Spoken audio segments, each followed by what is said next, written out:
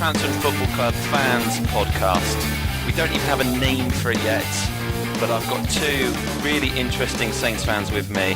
We've got Marc and Neil. Hello, Marc and Neil. Hi, James.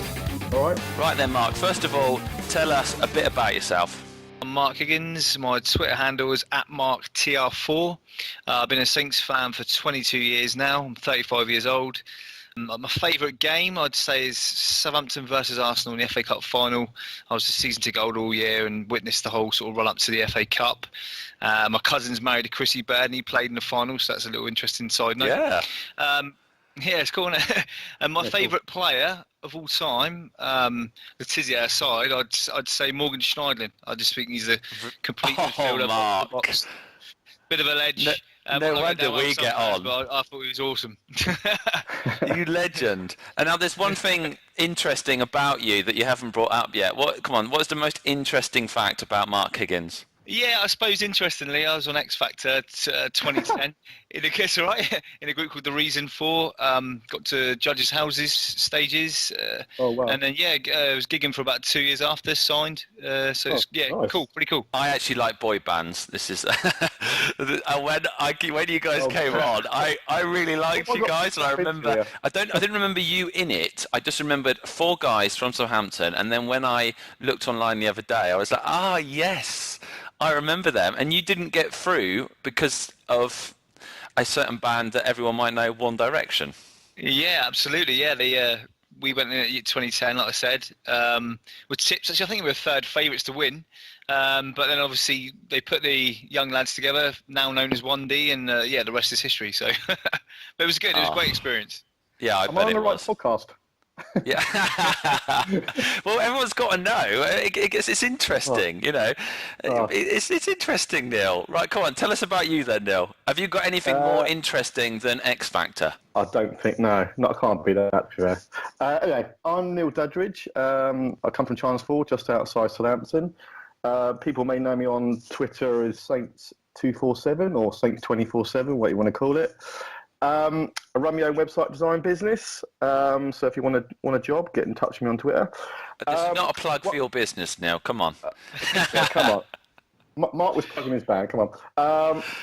I suppose it's not really a claim to fame, but I was actually christened on the day that Neil Armstrong became the first man to land on the moon. My mum said it had nothing to do with the astronaut's name, but kind of, I think it does really. Sounds a bit better, doesn't it? So yeah, just lie. Fame there. Yeah, that's it. So, favourite Saints player? It did start having Mick Shannon, but then when I really got into my footy, it was Steve Williams, and I was actually gutted when he left for Arsenal because he just broke into the England side, which, sounds familiar, doesn't it? Yeah, I don't think anything's changed, does it? Yeah, and obviously, the shout out to the young people, so just to sort of show they need to understand that players leaving us when they get good is not a new thing. So, it's been happening for decades.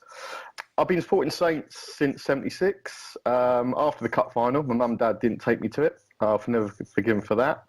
And pretty much since then, I've actually been going watching Saints with my mum and dad ever since. So we're pretty much a footballing family here. Favourite Saints game?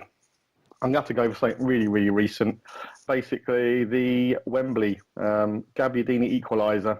The moment when all the fans were singing and the scarf was twirling. I mean, doesn't it show how unsuccessful we are as a football club that your two favourite moments are losing in cup finals? Yeah. I think we cling on to those moments, don't we? Cling on to those moments.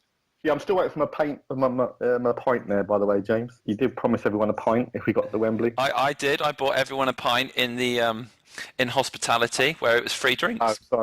Sorry, right, I wasn't there. But yeah. Well, I've got 4 huskies as well. That might be a bit interesting here. Yeah, we were chatting about that earlier. That is quite cool. Pretty cool. Yeah, they're a good old laugh. Anyway, I need to get onto the fact that what I'm looking at right now is a picture of Marc in his very band-like photo, and then there's James. Well, I can't really describe it, James. So you hands in the air, completely naked on a desert island. Yeah, that's probably my most famous thing about me, and the thing that I enjoyed most in my whole life, probably apart from my kids. And I was on Shipwrecked back in 2005. It was actually shown in 2006. Oh, awesome. So that's Wow. kind of like the most famous thing about me.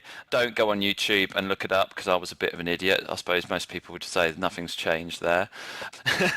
Grew up in Blatantly, you Salisbury. go on YouTube, James. It's going to happen. Yeah. I grew up in Salisbury, but I've lived all over London, Bournemouth. Currently live in California. So, Nice. unfortunately, I had to give up my season ticket because I moved here. I used to play semi-professional football before I snapped my ACL in a cup final. And why I'm doing this probably is I used to work on Talk Sport as a producer when I was at uni.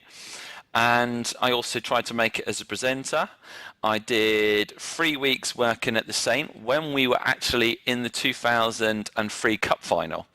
And I got to interview all the players live on Sky Sports News. And I was even due to be on the winning bus parade interviewing them all. And I was absolutely gutted, not only that we lost a cup final, but as a personal career thing, because that would have been the highlight of my life, going on the winning parade bus. But we lost, so there you go. I feel like the Carl Pilkington to the Ricky Gervais and Steve Merchant right now. Yeah. Which one's Ricky Gervais and which one's Steve Merchant? I don't know. Well, judging by the photos, I would say James is Steve Merchant. Yeah, I'll go with that. Right, let's talk Southampton Anyway. now then. Yeah. So, one of the funny things that Marc came up was the Happy Clappers, and then me and Marc have been basically named the Bedwetters. So one of the main reasons that me and Marc wanted to get Neil on was because he was a true Happy Clapper last year, and I think to this day he's probably still wants Puel as his manager. Is that correct, Neil? Were you gutted when he left? No, I wasn't gutted. Did you the thing finally is, see that he wasn't right for us? The thing is that final game at home was embarrassing. As a fan, that was embarrassing. It was so cringeworthy. That lack of appreciation. I mean, his position was untenable then because clearly, well, the players didn't look like they were with him. Didn't seem half the stadium had gone anyway, and it was just like, can we really afford to keep him on? Have a few bad games, not win any games sort of at the beginning of the season, and then have wasted all the summer by keeping him here. So, I was with him all throughout the season. Really, I was sort of saying, give him a chance. But really, after that run of games we had, that fixture pile up, I was expecting a lot more after that when everything calmed down. Apart from when Gabbiadini come on and scored those goals in those first few games, everything then seemed to die a death. Really, and I don't know, just fizzled out to nothing really, and he wasn't right in the end. It wasn't a good fit. Well, me and Marc saw it from the beginning, and everyone kept saying give him time. But for me, I think when you know something's not right, Marc, we saw it from the very beginning, the first match, didn't we? Absolutely. When we signed him, we were linked with names like Pellegrini, weren't we? Manuel Pellegrini, and also Frank de Boer. So it's some quite prestigious names, and then we signed Claude Puel. And I had a gut feeling that we would sign him as well because he's the one I was least sort of like excited about, and that's usually what happens when it comes to my experience with Saints. We usually sign the person I least want. But when we did sign him, I thought, I'm obviously give the board some credit. Ronald Koeman appointment was great, and the Maurizio Pochettino appointment was great. So let's give the guy some time, see what he can do. But he was just, for me, I mean, cup final aside, the football was just wasn't the Southampton way. It wasn't played with attacking flair. It was dull to watch. It was some of the dullest football I've witnessed in many years, and it reminded me of like the Portveld days. You know what I mean? So I'll tell you what though. What I noticed though, right at the start, when some of the pre-season friendlies, when I went to SMS to St Mary's to watch them, I was like, this is like these first games. This is obviously the guys from Euros hadn't come back yet, and we were pressing the ball up. Getting the wing backs were pushing up high, getting the ball out quick, and I was thinking this is looking quite good. So when I saw that, I thought, okay, this guy might be all right. Then the guys come back from the Euros. I mean, Font had a face like God knows what, and just didn't want to be here at all. I don't think that's because of Pugh. I just think he had his head in the clouds with some money for his dream to West Ham. It's almost started to die almost at that point, I think. Then when we went into the league, and it was like this wasn't what I was seeing in some of the game. You saw it in like the first 15 minutes of a game, and then it died. Well, he said you couldn't press. You can't press all game, didn't he? I mean, we were brilliant, weren't we? Between defence and midfield, we were like Barcelona. But then it was Sunday League going forward, and I was waiting I honestly was waiting for things to happen. I think no, keep going.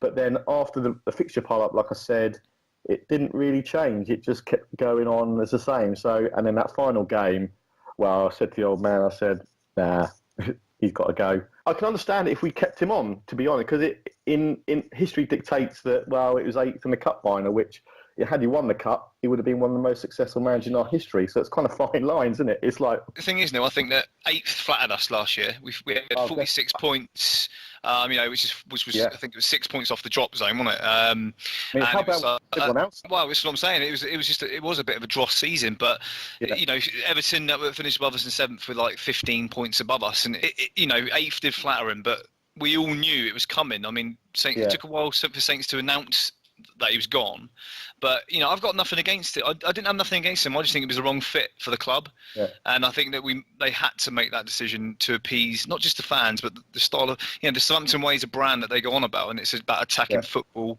Do you know what I mean? And I think they had to do it really. I'm not all for this Southampton way thing though, because West Ham do that, under Allardyce they kept banging on about the West Ham way and all of that. For me, I don't need necessarily this amazing attacking football. In the 90s we didn't play a lot of it attacking football. We used to just do what we could and get the ball to the Tizier. It wasn't really attacking football, but I enjoyed supporting us even when we were drawing 0-0. I remember once seeing 0-0 against Coventry. It was the most boring game of my life ever. But for me, we had 11 players really wanted to play for the manager and really wanted to play for the club. We had a manager that did best he could with what he had. And I just felt with Puel, he was really stubborn with a formation that just was wrong. Straight away from the beginning, I was like, everyone was saying to me, we played 2 up front with 1 behind, but it didn't. We played 2 wingers with like a false 10 or whatever these random things that you call it. And the wingers was Austin, and Austin was having to track back and cover back on the left-hand side. And everyone was saying to me, no, he's playing up front. And I'm like, no. And they were like, what about the game at West Ham? After 15 minutes, he changed it and put Austin up front. And fans weren't singing. I'm getting so angry, and I could just tell it wasn't working. And everyone was going on about how this diamond's the most amazing thing ever. And it was the most infuriating thing, seeing it, and it was never going to work. And apparently he changed it, didn't he? He changed it after a while. He changed the diamond because everyone was going on about it, and then because apparently the players had to revolt and say, we don't want to play this anymore. That's the rumour is. And even, was it Ralph Kruger had to chat to them all before the game? Yeah, but was that really the case? Did he really go in there and have a chat? Oh, well, nobody would know. We can just speculate, can't we? But the trouble is, something happened because he was, like you say, James, he was so stubborn with the formation. He wasn't prepared to change it, and fans were getting frustrated. And I think, like you say, there was rumours that the players were getting frustrated. When he did go eventually, there was rumours of numerous players like falling out with him, really, weren't there? I know the font one was quite highlighted, but Bertrand was apparently rumoured to be unhappy. You could tell J-Rod, Bertrand, there was quite a few players, Tadic, they weren't happy. I can't remember who said it. I'm not sure who said it. For someone was saying that Austin referred to Puel as the Badger. I don't know what all that's about. But yeah, I mean, but these things all start to come out. I mean, they're very much themselves, don't they? When the manager's there, but obviously when he's not, then things start to come out a bit. But it wasn't the worst manager we've ever had. We finished 8th and we got to a cup final. If we want to finish bottom half next year, you keep Puel. But if you want to go somewhere, you need to make a change. We made a change. Cortese made that change with Atkins. Atkins would have kept us going, probably on a steady kill. We would have finished mid-table all the time. A few of the top players would have wanted to leave because they wouldn't want to play it under Atkins. We probably wouldn't have signed superstars, but we would have still... We'd have enjoyed having Atkins as our manager, but when he brought in Pochettino, he was a manager that was going to take us to the next stage, and I don't think Puel was ever going to take us to the next stage. He was a major drop down from Koeman and Pochettino. Yeah, but we didn't have a clue about Pochettino, did we? Until we actually saw those first few games. You're thinking, hang on, this looks something good. But, it was straight away, wasn't it? When we played Everton, you could see it instantly. Everton. And it was a 0-0 as well, wasn't it? But we just pressed them all the time, didn't we? I mean, you could say, oh, maybe got a bit unlucky, but you have to sort of say also that our finishing was atrocious last season. That's what the Happy Clappers kept on going on about, though, wasn't it? Was every club could look at chances they've missed that year, though, and look back and think, if we'd have done this, if our goal scorer hadn't missed those 10 chances. It was bad. It was bad. It's like I've never seen. Manan could have done better. She's been dead for 10 years. It was ridiculous. Are you slightly concerned that it's the same strikers that we got this season that are going to be leading us out? I tell you what, last year I said we don't need strikers because what we got should be enough. So this year I'm not going to say the same thing because Rodriguez, and Long, they were pretty non-existent, weren't they? And Austin, he got injured, but he was doing the business. Gabbiadini, he wasn't doing the business towards the end of the season, so we'll see. When he first come in, he banged in 6, didn't he? 6 in I think it was 5 games. I think it depends on what formation you play. If you play 2 decent wingers and you only play 1 actual striker, and you play an attacking midfielder, you only need 1. You only need probably 3 strikers in the squad, and I think Austin, Long, and Gabbiadini probably would be enough if you play that. But then if you start having to play 2 up front, maybe because things aren't working, then what do we do? Gallagher is fine, but I don't know if he'll be there. I don't know if he's going to be sent out on loan again. I'll tell you what was frustrating though with Gabbiadini. He used to obviously play him up on his own. Then he used to bring him off after about 70 minutes, and then when he brought him off, suddenly we were crossing balls into the 6-yard box for Long to latch onto. We know Long can't kick a ball. Where you think, Gabbiadini would have put that ball in. So it was weird. It's like he didn't play to Gabbiadini's strengths at all. He left him isolated, and you need to play quite high and play through balls to him and let him have one-on-ones with the keeper. And a bit of a Defoe in the box, isn't he? He'll make something out of nothing. And if you just launch the ball up from the right back to him, he's not going to do anything with it. No, but I mean, I get the impression though that the young lads like Puel, though. I mean, they immediately come out, didn't they? The Ramos and the Ward-Prowse said, "Oh, great." They were playing. Yeah, exactly. That's what I think. Yeah, because they were getting game time under Puel. I mean, you're happy if you're getting, unless you're a top player who wants to win a lot. If you're one of those squad players, all you're happy about is playing. Well, yeah, I know, but I mean, the fact is that the fact they did play. Although having said that, do you remember I don't know what also kind of like started to make me really question Puel is when Ward-Prowse was having a good game, and then he took him off after 70 minutes, and like when you need to score, and then Ward-Prowse then smacked his fist in desperation. He's like, "What am I coming off for?" And I'm thinking, "Hang on, that don't sound right." And, he was a bit of a tinker man as well. When you think about it, Classy had a good game away. I remember that, and then the next game he wasn't even in the squad. He wasn't injured or anything like that. And he kept... I know we had a lot of European J-Rod kept scoring, dropped him. It was just really odd at times. It's like he had to try and keep everybody happy by playing, by mixing the team around so much. And then that happened. People started cotton on to it. And then all of a sudden, he stuck with the same team for a while and we started winning games.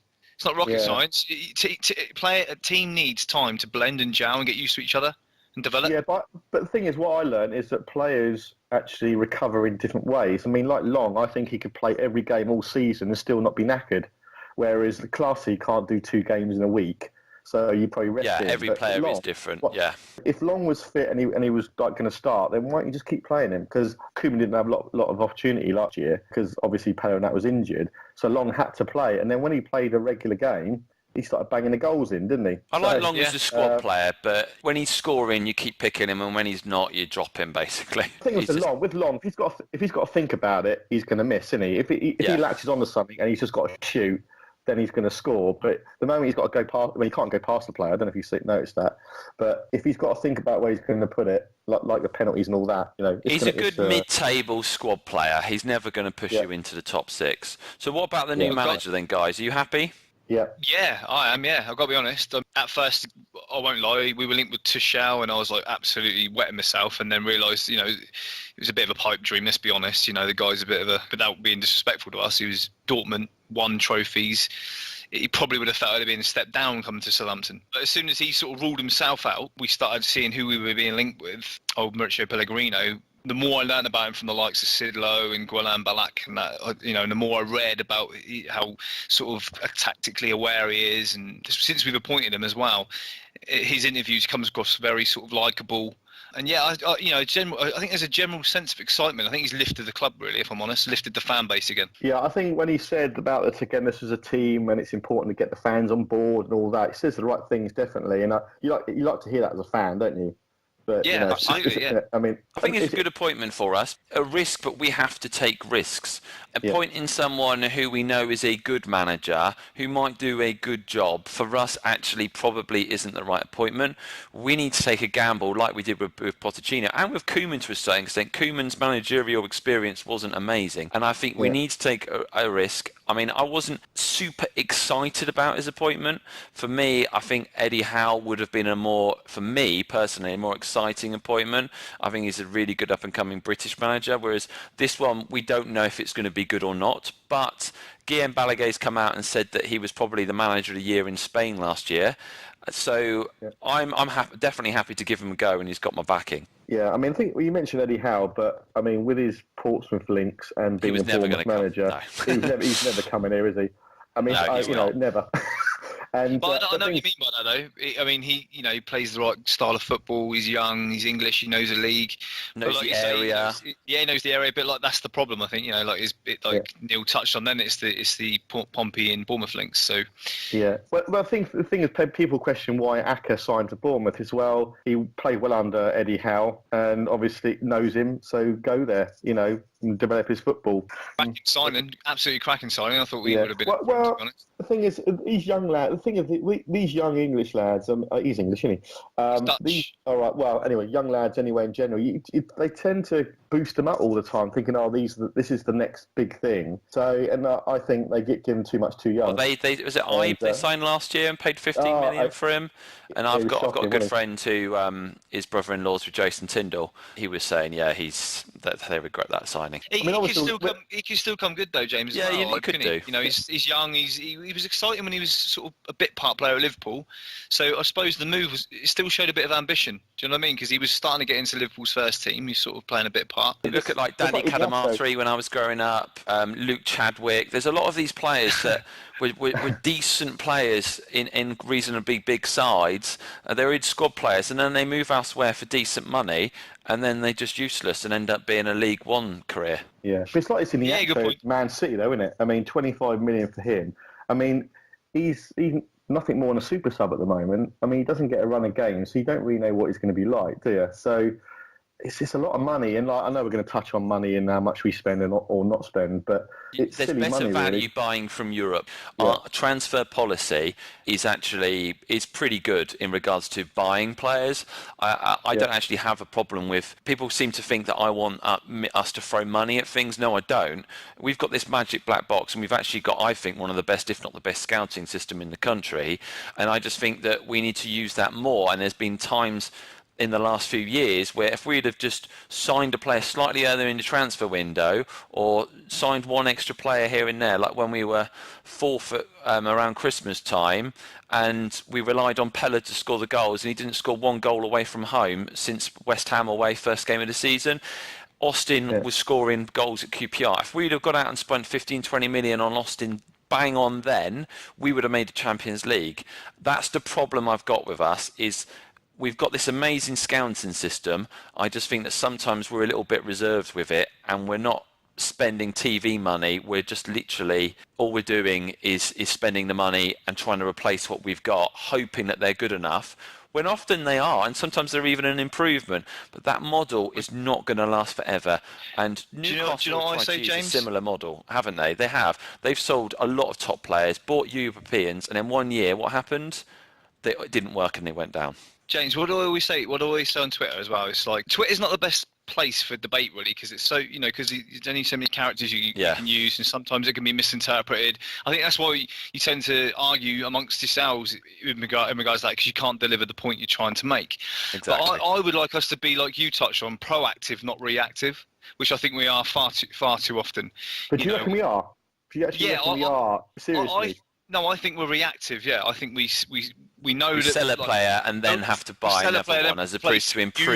Usually, yeah, absolutely. So with the VVD rumours this year, Les has come out and pretty much said that he doesn't want to sell any of his top players, but we know from the past that when he says that, we often do. So, I'm gearing up for VVD to go. I hope he doesn't. I hope he stays till next summer, but I'm feeling he will go. This is why I thought we needed to sign somebody like Ake or someone like Michael Keane now to get him in, be proactive, knowing that VVD's going to be going a year anyway. But we've signed this Bednarak lad, the young Polish lad, and he could be the next foreign, or he could be the next VVD. You just don't know. Is he wearing a number 6 shirt or something? This new lad, is he being given a front shirt? Check the numbers. Because some people said that no, he's just for development. He's not a replacement of anyone. But others are sort of saying no, he is like a front replacement. But I can't see it. I don't know. I don't think he's bound to be. I'm never going to judge a player until I see him in person, because if you go on YouTube, every single player in the world is the best player in the world on YouTube, and you get really excited about a player, and then you see them play and they're useless. Well, I'll wait and see and judge it when he actually plays, or if he does play, he might end up signing and never playing for us, which has happened before. We're never going to sign a Keane or a Maguire, the whole player and all that, because It's not the way we sign players, no. It's because they're always going to be about 10 million more than what, because they're already playing in the Premier League or they're English or whatever, and that's just not all the way we do it. I mean, our record of actually spending a lot of money isn't that great, is it, in terms of what we get? I mean, the Osvaldos of this world. I know what you're saying there, Neil. But this is where I've got a slightly different opinion, I guess, to both of you. And I do agree that our scouting system's phenomenal, and we've unearthed some gems. But also, similarly to the gems, we've had a few duds as well. Yeah. Whereas what I'm saying this year, because we're financially sound, the books are all balanced. We should, in my opinion, be going for quality over quantity. So we should only be signing 1 or 2 or 3 maximum players, but a quality first team starter in each position. So I think we should have gone out for a Keane. We should have gone out for an Ake or someone like that who has got Premier League experience. You know what you're getting. They're young. They're going to have a good resale value anyway, rather than us going in for this young Polish lad who could turn out to be fantastic. And like I say, I'm going to reserve judgment, like James said, but he could turn out to be Vegard Foreign. This is the problem I have this season. For me, the only way we could ever keep VVD, Bertrand, those type of players is signing a top player to play next to them. Always say we shouldn't sell our top players, but I don't think you can not sell your top players if you're not going out there and making a statement and improving it, because they're not going to want to play, and there's no point in keeping the top players unless you're saying to them, stay. You know, when Chelsea and Man City got money, that type of stuff, they got those players to join, and Everton are doing it at the moment. They're getting these players to join. They didn't keep Lukaku because it was ridiculous money, but the only way you're going to get these players to join and get these players to stay is if you're going to say to these players, look, stay next season, and if we don't make top 4 or top 6 or whatever, then we'll let you leave. But I don't think we can say that to these players at the moment. Our aim is to finish 8th. How can we finish above 8th at the moment? Well, I think most fans have conceded to the fact already that the way Everton is spending and signing, some fans say it's average players. They're not average players. People like Michael Keane would walk straight next to VVD in our team. Yeah. Klassen, they've just Pickford, Rooney, that everyone, loads of our fans are saying he has been, all this, that and the other. They're not. They're signing. They've already got a strong squad. They finished 7th last year. They're building on that squad. Granted, they've lost Lukaku. They did everything they could. They offered him silly. They offered him, what was it, 160k a week or something? Everyone's saying, oh yeah, they're selling their best players. We're not offering players 160k a week. No, we can't. No, and I don't expect us to. But we need to be in a different mindset. And I'm not, almost like the Cortez mindset. Now, I'm not saying I want Cortez back because he racked up a load of debt, but he convinced players like Schneiderlin and Lallana and everyone that we would go in places. We were going to pretty much convince that we could keep that squad together and then push for top 4 and things like that. And it might have been a massive pipe dream, but the players believed. But all we've seen over the last few seasons is the best players go, and all that says to players is play well and you'll get a big move. So we can't build it. We can't ever. It's like 1 step forward, 2 steps back. We can't ever move anywhere because we're constantly having to rebuild a squad. That's my main issue. Yeah, I think as a club, though, we are moving forward, though. I'm moving up and forward. Yeah, okay, the Puel was the way we did last season. It wasn't great in the end, was it? We all know that. But we are progressing. I mean, off the pitch as well. And I think this whole 2-year, 3-year cycle we've got of buying low, selling high, selling our best players, top dollar and all that, I think it's something we've got to live with for I'm talking 3, 4, 5 years really, until we get to a point where we can actually offer what we want to offer. Well, Spurs did it. Spurs used to, every single decent player they got, they sold. Then they sold Gareth Bale for ridiculous money, and they bought a load of new players in, and it didn't work. And Pochettino's come in, and then he's transformed that club. And what frustrates the hell out of me is, I think we had just as much, if not more, potential from our group of players than what Pochettino had probably with Tottenham. If you look at now where our players that he had gone, and with our scouting network and the players that we've brought in, if Pochettino and Cortese were still in charge, we'd be Tottenham right now. Yeah, that's what frustrates me. Yeah, I'd love to be, be able to Tottenham go aren't win the paying league. that much more wages than what we are. Yeah, but the thing is, when you look at Spurs and Everton, and to be honest, Everton as well. I mean, when you compare the clubs, and I know I'm going to bang on about history now, but when these teams have got the history of like winning cups, they've got stuff, and well, with Spurs anyway, they've got a huge fan base. I mean, people talk about Saints getting stadium expansions and that. Well, we can't even sell out season tickets. Season ticket waiting list of 25 years or something. Spurs. Yeah, exactly. I mean, and like we can't compare with that. And I think, and when players they get they come, the Spurs and Liverpool's but and Man City. Blackburn didn't have that, for example. They went on to win the league. If you're getting paid a reasonable amount of money, then for me, as a player, I'm pretty confident that they want to play for a manager that they know they're going to know what they're going to get, and they want to win things. And at Tottenham, they're not. Harry Kane isn't demanding to leave. These top players aren't demanding to leave because they're enjoying playing under Pochettino and they can see that they might challenge for something. Whereas for us, we don't have that. I think if we would have stuck with Pochettino, a Saints player is not going to go to someone who's lower in the league, who's only paying them a little bit more, if they're not going to be guaranteed first-team football and guaranteed that they're going to be possibly win more things. I really truly believe that we could have gone somewhere and we've completely messed it all up. I disagree. I think we're getting there now. We're never going to get there now. We're never going to be Champions League now. Yeah, but when you look at it, you've got Chelsea, you've got Man United, you've got Arsenal, you've got Liverpool, you've got Spurs, their fan bases and all that. I mean, they're worlds apart from where we are anyway. We're never going to have we that had this little group of players that had come through together, that knew each other inside out. We had a manager that is clearly world class, and we had a scouting system and a youth system that were one of the best in the world. We had this little pocket of time in our lives when we could have done something seriously special. And what did we do? Okay. We sold it. Absolutely. No, I disagree. Yeah, but we had a spell in the 80s where we were second in the league, weren't we? And all that with the Keegans and out of this world. And it was like, exactly. You could... Look, Man United are only the biggest club in the world because they became really successful when money came into football. If money would have come into football in the 80s, when we were second in the league, we'd have had a good chance of becoming a better side. And Everton, for example, well, when they will win the league every year, they could be Man United right now.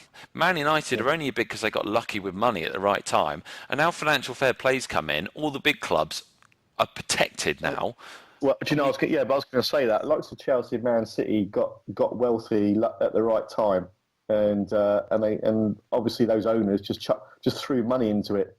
But how are Everton doing it now? How are Everton throwing the money now? There's a reason why you can get around financial fair play. How are they doing it? What they've done is their owner has got friends, and Man City did the same thing, got the training ground sponsored. So he just got a mate's business to sponsor the training ground, so they got a load of money from that. There are ways around everything. If you want to invest money in the club, you can invest it.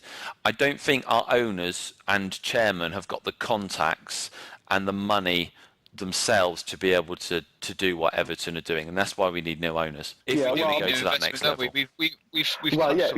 You come on this new investment. I mean, this Chinese guy. I mean, I don't know if it's right or not, but this Chinese consortium, they are borrowing money to buy us. So where are they going to? How are they going to? Man United fans set up their own football club because they didn't want the club being bought by the Glaziers, and then now look at the situation. It doesn't matter where the money comes from. Man United are run really well financially, from what I can tell. They're still somehow managing to pay off debt, make money, and spend ridiculous money. The size of Southampton Football Club, aren't you kind of proud that we are actually punching at the bottom of that tier and trying to punch our way through it? And I agree with you. We missed an opportunity. I think we missed a massive opportunity last year. Look how poor all the big clubs are performing. If Koeman hadn't seen us through a poor bit of form, we would have easily been 4 or 5 points higher than and made Champions League. And made Champions League. So you could say ultimately Koeman actually failed in some respects last season. We punched way above our weight. Yes, we could have got more, but with that side, he didn't. I don't think that team was a team that Chelsea were on paper better than us, for example. I think he did. And Liverpool. I think he did really well. I was disappointed. I thought we missed an opportunity. You say missed an opportunity? You talking about season before last. You were disappointed with Koeman. Yeah. How can you be? But you would have been happy for Puel to stay on. No. What I'm saying, I'm disappointed in that everyone lauds Koeman. Yeah, we had a good season, but I was actually disappointed because we had that bad spell in the winter. Koeman did a good job, don't get me wrong, but I was actually disappointed because 4 points off, and we had such a bad run of games which he was manager of, and we could have had Champions League last season, more so than letting Poch go. We could have had Champions League last season. I also think it was extremely impressive that we lost that amount of games and then he came back and got us to where he did. Most other managers was it the highest points total net that we've had in the Premier League? Yeah. I appreciate that, but for me, ultimately it was a bit of failure for me. I'm not saying Puel, you can compare him, but I was just sort of saying. It was like we had such a bad spell, and everyone, because at Christmas, Koeman wasn't the flavour of the month, was he? Koeman and Pella, everyone wanted him out of the club. So I get them out. To be honest with you, the funny thing is, I still backed both of them, and everyone has said that I'm a bedwetter. But the funny thing is I backed Koeman throughout, and I thought Pella was playing through an injury, and we just needed to sign someone to give him some help, not keep playing him every game. What Neil touched on, he has got a point, really. I mean, I thought Koeman was fantastic, and yes, and most teams have little spells where they dip out and they dip back in again. But for me, what Koeman achieved was, I know. Yeah, no, you are right. But at the same time, what he achieved was pretty remarkable. Like you say, with the group of players we had. One difference is we had Mane. We had a player that could, on his day, is just unplayable. He's one of the best players that I've seen since Letizia in regards to like excitement level. You know what I mean? Yeah, but the thing is with Mane, it's the pace, isn't it? When you look at we can't. Well, there's no pace in our side at the moment. That's what we're missing. If we're gonna get some players in, we need something. We need some pace in the side. So yeah, who do we need to sign then? If let's have a look at it now. If we manage to keep everybody, who would you both? What positions would you like to improve? I haven't even thought about wingers and strikers because I didn't think we would. Like you say, because we signed Gabbiadini in January. Yeah. We've been linked with the likes of Murphy, haven't we, from Norwich? But I can't see it myself. So I only think, if we can keep the whole squad together, we only need one or two quality players. I think we need a top quality sort of defensive midfielder to go alongside Romeu. I'm thinking someone like John Michael Siri from Nice, or the lad Llorente from Real that was on loan at Alves last year. Something like that in that sort of position. So again, for myself, it's about getting the right player, even if it costs 20 million rather than spending 12. And the only other position we really need to strengthen, if we keep everybody, is a centre attacking midfielder. So obviously the pipe dream would be Sigurdsson. Somebody like Sigurdsson. Now. That is, of course, no way, absolutely not. But that's the type of quality of player. And I've put, just off the top of my head, a couple of lads. You got Suso from Milan, a lad that was at Liverpool a few seasons back. He's doing really well there. So I'm trying to think outside the box in regards to our scouting. And you've got Jonathan Vieira at Las Palmas in Spain, who's had a blinding season. So for me, it's about getting the right, not a lot of players, not a lot of squad fillers, squad starters, players that are going to go straight to the team and improve on what we've got already.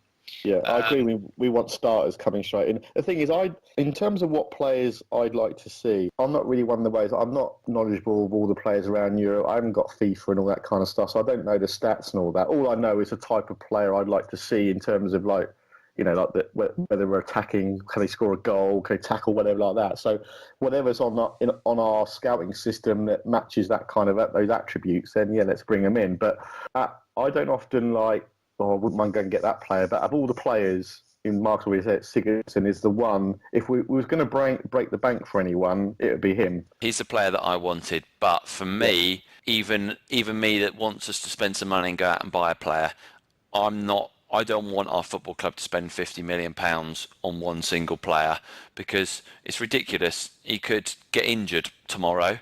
And it's just, we can't spend that type of money. And whilst I probably would spend 25 million on him, I think that's the limit. No way we're going to sign. Yeah, but it's not going to happen. But you say that, and you say you want to go to the next level. Now he's that next level player, isn't he? For us, as far as you know, I mean, you think what he could do for us. I mean, you like Ward-Prowse at free kicks and that, but Sigurdsson's far better. You know, I completely agree. But at the same time, there will be a player in Europe that we could sign for, as Mark says. Yeah. Let's not go out and sign 8, 10, 12 million players. There'll be a player in Europe that's probably as good as Sigurdsson that we could get for half the price and spend 20 million on him. Yeah. Well, I mean, don't get me wrong, guys. I mean, I would love us to sign Sigurdsson. I think the majority of our fan base would, but I think we know we don't. It's not how we do business. We don't go out and sign proven Prem players. There's such a premium at the moment on Premier League players anyway. It's ridiculous. But there is a double-edged sword to this. Saints fans want mega money for VVD. We want 75 million for Virgil van Dijk. Well, if we're prepared to want that and want to receive that, then you have to spend that ridiculous money to replace them. Money to get the quality in, absolutely. Yeah, to be honest, if we sold VVD, you think, well, sod it, let's just give 50 million for Sigurdsson. Then you can still get something decent in Europe. See, for 25 million. Actually, unless we're going to go out there and really improve the squad, I'd sell VVD, and I would personally myself, and then I would buy players with it. I don't see the point of keeping VVD for another year when there is a possibility that he might get injured or he might not be as good. You just don't know. I mean, look at Lovren. James, for me, mate, it's about this particular one, and I would agree with you. And I'd like to get that money so we could spend it. But the reason I don't want to sell VVD, especially to Liverpool, is because it's Liverpool and because we need to make a statement at some point. We need to say, no, we're not selling. Could you imagine going through this summer, not selling anyone, keeping Bertrand, keeping Cedric, keeping VVD, keeping Romeo, players like that? It'd be fantastic. It puts an extra value on every player as well if we ever did go and sell them, because we're saying, no, we're not selling them. And then they've got to spend stupid money. Absolutely. And also with VVD and Liverpool, we've got to say no. It's becoming beyond the joke, the amount of players we sell to Liverpool. It's ridiculous. Yeah, I know. For me, it should be a matter of principle to the Saints board now. The way that they've gone behind everyone's backs, and they've done it all. And I don't see how we can complain about that, because most football transfers are done speaking to players. Yeah. I think you might as well just forget that rule altogether. I mean, I remember once when I went to Talk Sport, Andy Townsend told me that Alex Ferguson called him up, and he called him up and said, Andy, how do you fancy coming to Man United? He's brilliant. Tomorrow he went into, I don't know where he was at the time, I think he was at Villa. He went into Villa thinking he was getting a move to Man United, and no one mentioned a thing. And he's like, what's happening? So it's been going on for years. I don't think we can complain too much about that. Yeah, but the thing is though, guys, is that the whole bit Liverpool Van Dijk stuff, it's every ex-player or some sort of fan of Liverpool, Sky Sports News, they keep ramping. What about Van Dijk? What about Van Dijk? I mean, that's what. We understand all goes on, but it's every day, isn't it? It's just ridiculous. Agree with you, Mark. It would be a real good standing point and just say, look, no. And if we don't sell him, fine. Or even if we got 70 million for him, I think that's ridiculous money for a centre back. And so I think if you get 70 million for him, I think that's saying the same thing as no, because 70 million, no defender in the world is worth 70 million. No player in the world's worth that. It depends how it's comparing things, though, isn't it? It's no player is worth 1 million. If you know what I mean. Do you reckon Pellegrino's come in with the saying, I need to keep these players this season? Do you reckon that's having sway? Or at least he can say yes or no. That's what it should be. I think with all the football money that's around, I mean, I'm sure we can keep all of these players to one season at least. Absolutely, and I think we should this year. No, I think this is the year. I agree. Where we've got them. We haven't got any debt. We don't have to clear any debt. We've got TV money, all the other revenue. We can keep this squad together, and then, like we've already discussed between us, just sign one or two players to add to the squad that we've got. And then we have to. That's the thing. Those players have to be good. We never actually replaced Fonte. Whether this new centre back is supposed to replace Fonte, whether he's the replacement for that, fair enough. For years we've been saying Yoshi's not good enough. I think last year he stepped up that he is a good enough third or fourth choice centre back, and I think Stevens did as well. But if this new centre back is not first choice, for me, I'm not happy with if we're going to try and push top 6. I don't think Stevens is ready yet. Yoshi is a good squad player, but you're not going to start him. So I just question if we have a good enough centre-back partnership. Cedric got better last year, so the right-back I'm okay with. And Pied looks quite a good replacement for him. Left backs we're sorted as long as we keep Bertrand. This argument that we should sell Bertrand because we've got 2 class left backs. We've got 2 left backs with potential. They're not on Bertrand's level. Romeo obviously is class. We'll probably get 1 more year out of him. Where we play the midfielders, for me, James Ward-Prowse, I don't know how he gets into the side in position-wise. We played him on the right and he did all right last year, but I'd prefer someone like Mane out wide. I'd actually probably try and give James Ward-Prowse a defensive midfield role, play him next to Romeo, then play an attacking midfielder in front. Now, if you're going to go Buffal, if you play him as the number 10, and you'll say he's going to be my number 10, and you give him a run of 10 games, I'm fine with that if we don't go out and sign the attacking midfielder. But then we've got to buy a proper winger like Mane. We signed Redmond, in my opinion. He should have been signed as a squad player, as an add-on to Mane, not as his replacement. So I still feel as though we need to sign a top quality either winger or central attacking midfielder. So as you say, I don't think... And forwards, if Austin's fit, he could get you 20 goals. Gabbiadini could get you 15 to 20 goals. And Long's a good squad player. I don't think we need to go out and do an Everton and sign a ridiculous amount of players. But the players we need to sign are top quality, like guaranteed quality. Well, this is what you and me, James, that are bedwetters, and Neil is a happy clapper, as we say to each other. We all actually agree on this, right? No, we do. I think the thing with the disagreement thing is that it's spending money, and it's like, well, no, that's not how we do it. And it's like, but actually, like you said, it's now a case of no, there's only 1 or 2 players we need to add, but we've got to keep these players. I mean, I don't understand people wanting Van Dijk to go. To be honest, if he's been a bit of a dick, then get rid of him. I think the more he looks happy. Look at the photos. He looks all right. Yeah, absolutely. This is what I'm saying. It's all just at the moment. It's all just paper talk. And this is another thing that we have to deal with.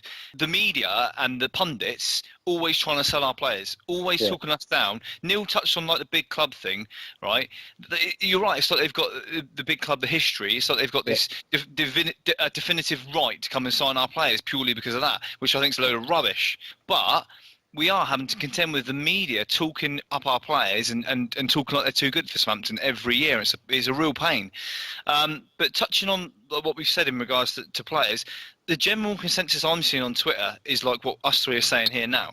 We don't need to spend massive. We just need to spend right on a few players and keep the squad, and that's it. What would be a successful season next season then, guys, between you two? I think realistically, it's going to be challenging for between sort of 7th and 12th again, really. But Everton are really strengthening, and then you look at the likes that are above them. I think there is Everton are now setting going to put a little bit of a distance between themselves and us. So our goal should be to try and challenge them for that 7th spot and try and get European football. What about you, Neil? Good question. I was thinking about this earlier. I want us to win stuff. Fighting for 7th to me, just like it's not. I don't think it's a winning mentality. If you know what I mean, with that experience of going to Wembley again last season, it was like, wow, we need to win a trophy, concentrate on the cups as well. I think we're going to punch above our weight again. I've got good feelings about this new manager. I like the way he talks. So where are we going to finish now? Come on, prediction from you at the moment. I reckon we'll do 7th. Above who? Out of the 7 who were above us last year? Above Everton. Wow. Wow. I'll tell you what, if you know me, I'm the ultimate pessimist whenever it comes to watching Saints play. When it's not actually a game, I think I'm really behind the club, what they do. And, okay, things might go wrong. The Puel thing might have been a bit of sort of a bump in the road. But no, I think we need to keep our players. And I tell you what, I'll tell you now, now, if we finish above Everton next year, I'll take you out for dinner, Neil. How about that? Nice. When I'm back over to the UK, I will take you out for dinner, and you got this recorded now, because I cannot see how we will finish above Everton. But there you go. For me, next season, because of everything that's happened, last season if you on paper before the season started, if you'd have said 8th in a cup final, we'd all said yes. But apart from the Liverpool semis, there wasn't really, and obviously the cup final, but there wasn't really obviously didn't win the cup final. There wasn't a decent win in there all year. Before under Koeman, we had and Pochettino, we had some really exciting wins. Koeman's beaten every single club in the Premier League, and last year we did not have one decent league result. So for me, if we finish 8th, hopefully have a cup run, but even if we don't, if we finish 8th but we see optimism, we beat a couple of the big clubs, we have a decent atmosphere at home again, because that just went last year, and if we see some optimism, and even if we know VVD's going in the summer, but maybe one of our two of our youngsters are coming through and looking good, and then next season we push on. I think this season's all about probably rebuilding a little bit. I don't see how we're going to compete unless we go out and sign 2 or 3 top players. I don't think there's a lot to rebuild if we do keep our players, because I reckon this new guy might be able to galvanise next season, the squad. The problem we've got is next season, if we have a good season next season, I don't see how, after finishing 8th or even 7th, how you can say to VVD, stay. How you can say to Bertrand, stay. How you can say to Romeo, stay.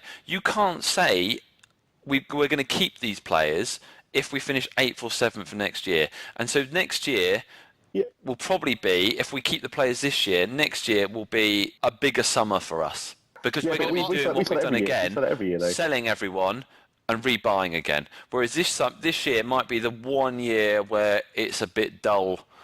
We don't sell anyone or buy anyone. Next year, we're going to have that problem. So it's either this year or next year we're going to have the same problem. Yeah, but either way, we're going to have that problem, because what you got to bear in mind, we're not losing our players to like mid-table sides.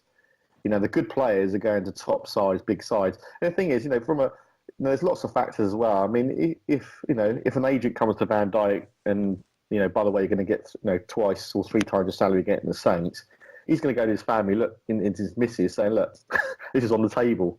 There's lots more things. It's okay keeping these players here to a point. Yeah, you can't. Unless you're Tottenham and you're second in the league, challenging for a title, I don't see how we can keep them at the moment.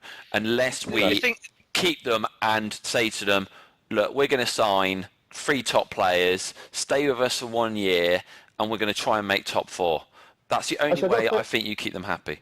I got a question for you, actually. What do you think about our academy at the moment? I mean, I got an opinion. It's just I'd be interested to see what you think at the moment. Our academy's been phenomenal through the years, but when you look at the likes of, I suppose, Luke Shaw, Chambers, Lallana, players like that coming through, I would say they're not of the same quality, in my opinion.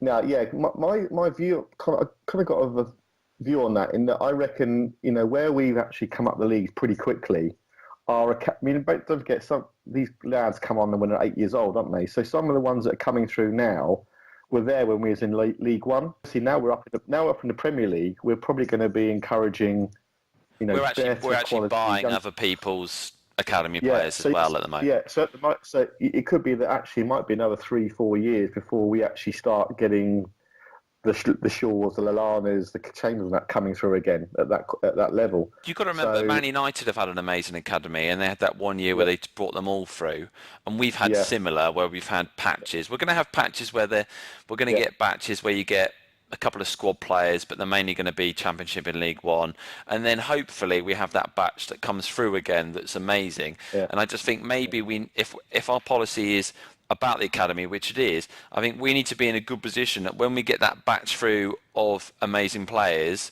that we've got the position to be able to really push that on. Whereas unfortunately before we weren't in a position to do that. Well, we can't. I think you're right there, guys. I think it'd be nice to keep some of these academy talents, the ones that actually sort of come through and turn into these sort of real star young players.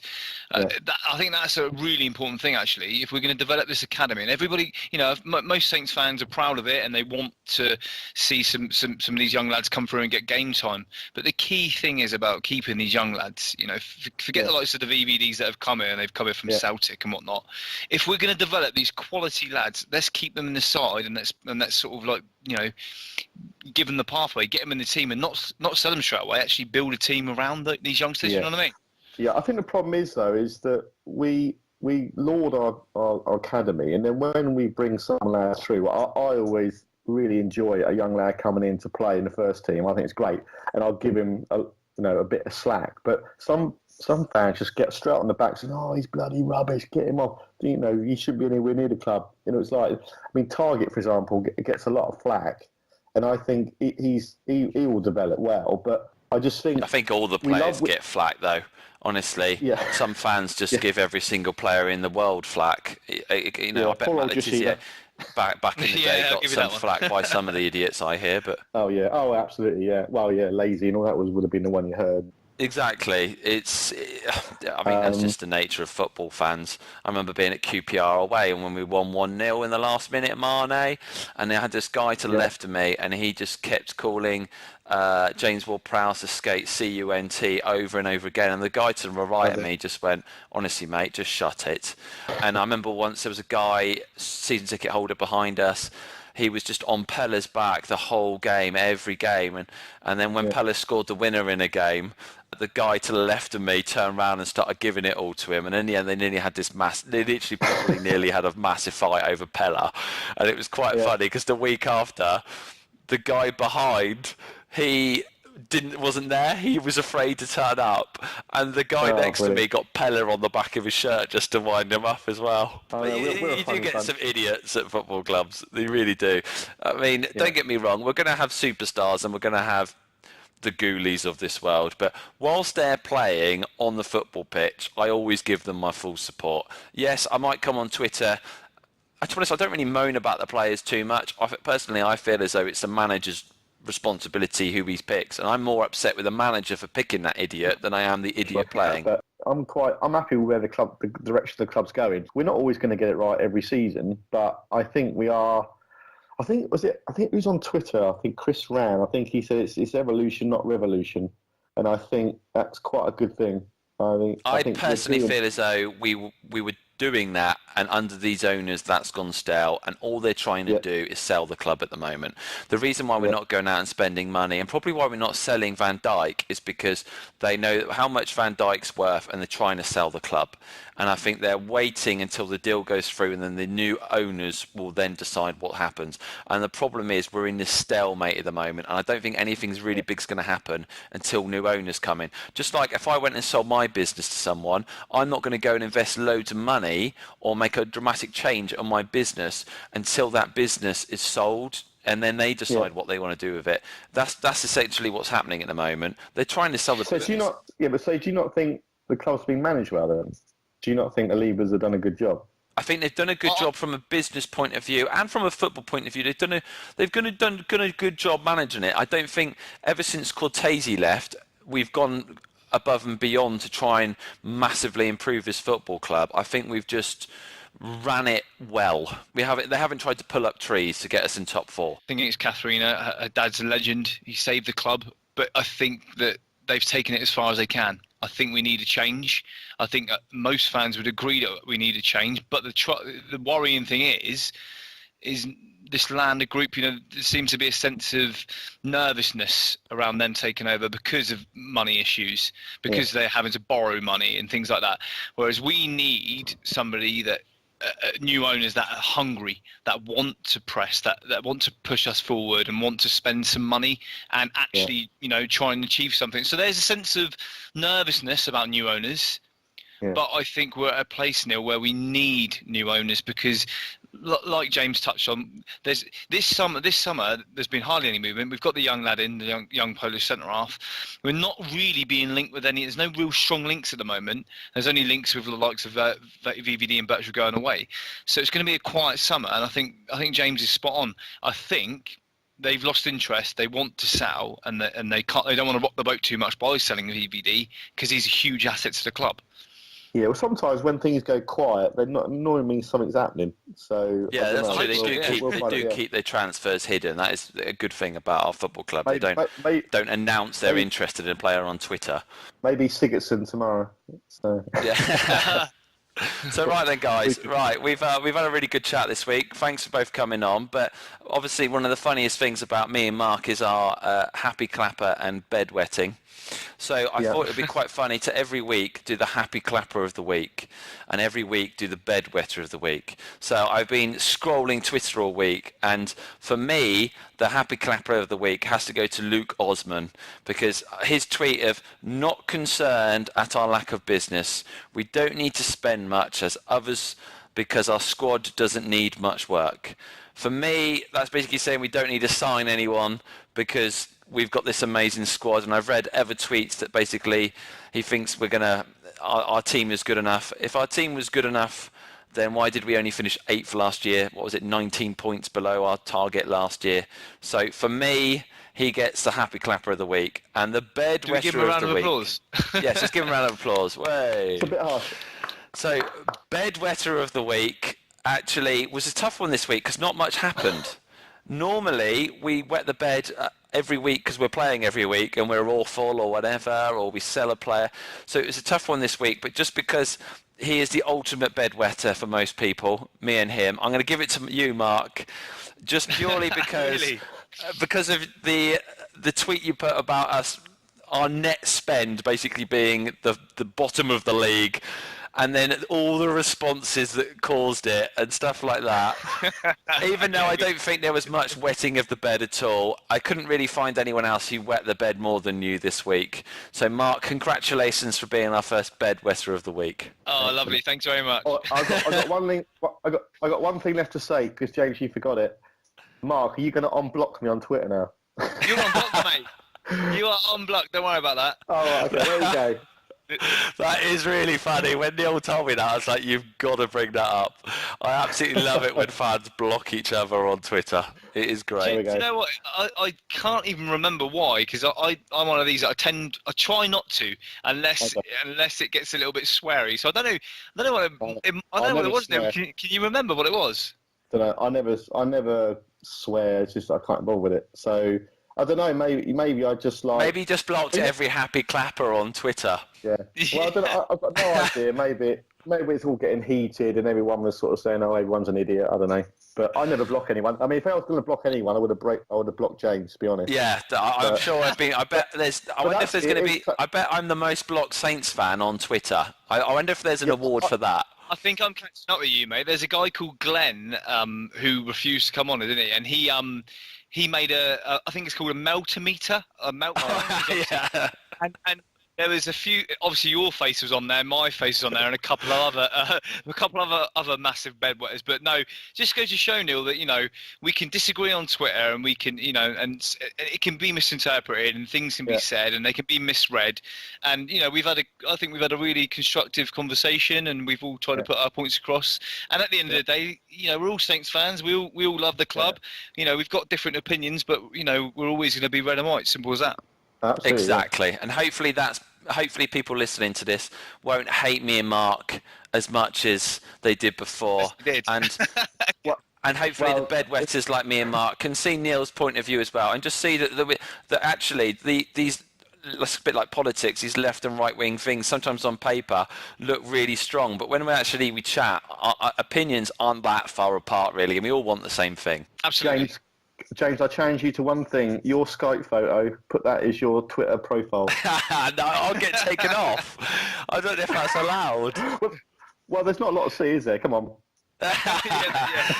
So guys, the plan is we're going to do a podcast every week. I've got to think of a name of it, so that's one of the first things to do. We're going to have our own Twitter account, so next week we'll have announcements on that. We're going to have a website as well, and we'll get a fantasy football league going for the podcast as well. So keep listening to the show, and what we plan to do is hopefully have me and Mark on it every week, and a different Happy Clapper on every week to give it some balance. So Neil, are you up for coming back on the show in a few weeks' time? Yeah, I'm happy. Yeah, we'll see. See if we've actually sold or bought anyone at that point. That'd be and probably a recap. Am I correct in saying the big Saints news we haven't talked about yet? That Stuart Taylor signed a 1-year contract extension. Yeah, that was quality. I think. Do you know what? We won't even talk about that. We'll let the fans just really get excited about that, and maybe we'll talk about the big signing next week. Absolutely. Yeah, hopefully. All right. Have a good one, guys.